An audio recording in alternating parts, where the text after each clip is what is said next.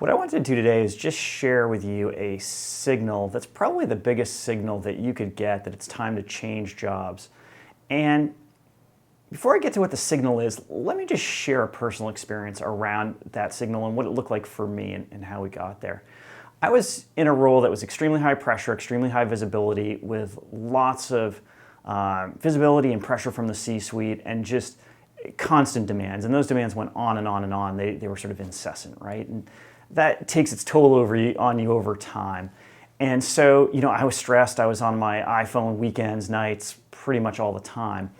And at the same time, my son was about 11, 12 months old. And so for those of you who are parents, that's sort of a difficult age, right, that kids are at. Maybe all those first couple of years are difficult. But it was a difficult age. And so this particular morning, I woke up, my son was screaming. It was probably around 5 o'clock in the morning, which I am not at my best when I haven't slept that much. And so I hadn't slept a lot, early in the morning, and I was changing my son's diaper. And my wife came by and said, "Hey, don't forget to move the car seat from my car into your car so you can bring him to school today."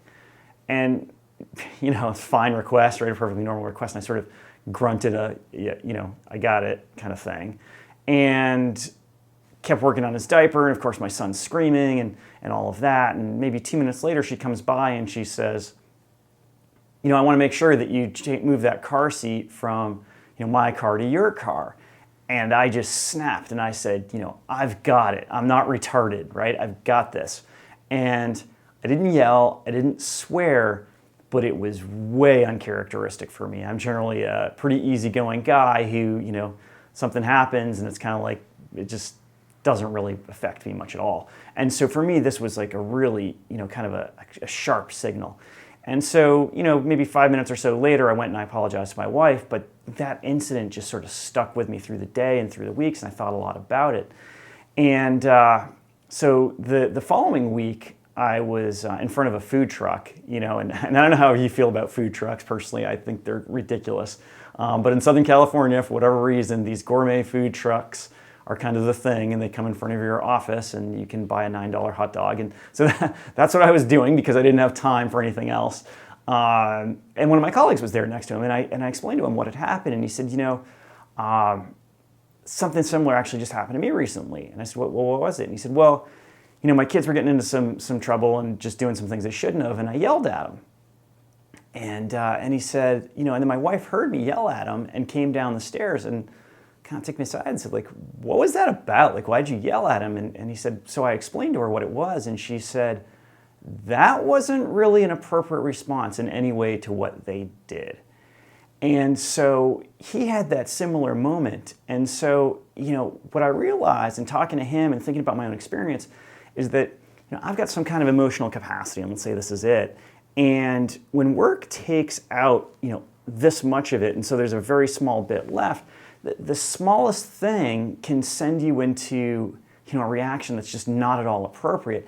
And the worst thing is we tend to take it out on those people that we really care about and love because we sort of know they'll be there for us, right?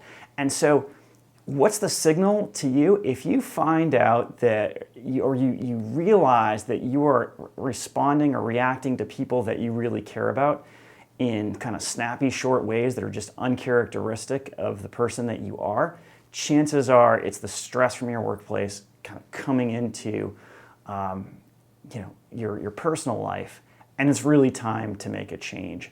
And the interesting thing is, for both that individual and myself, we both made changes soon thereafter, and we sort of decided at that point that we would make changes. In my case, I navigated to a different role within the same firm. In his case, he left the firm and went and joined a startup. But what's interesting is that for both of us, that was the real clear signal that something had to give and something had to change. And to preserve our families, it was essential that we sort of change what we were doing.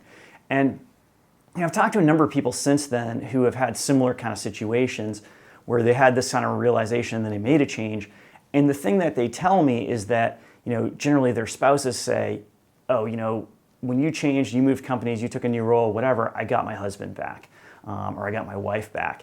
And that's really important because, frequently what happens in careers and relationships too is you sort of get involved in a relationship when you're sort of more nascent in your career's newer, you don't have as many responsibilities on you, and as you rise up that corporate ladder, the level of responsibility really gets much higher.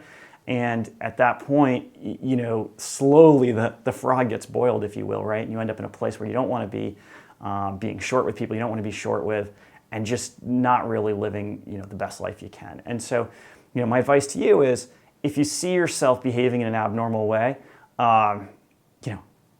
take some action, do something, make a change, but don't just sit there and live with it, because the worst thing that can happen is that you lose those relationships that mean so much to you as a result of doing something that you're really not supposed to be doing.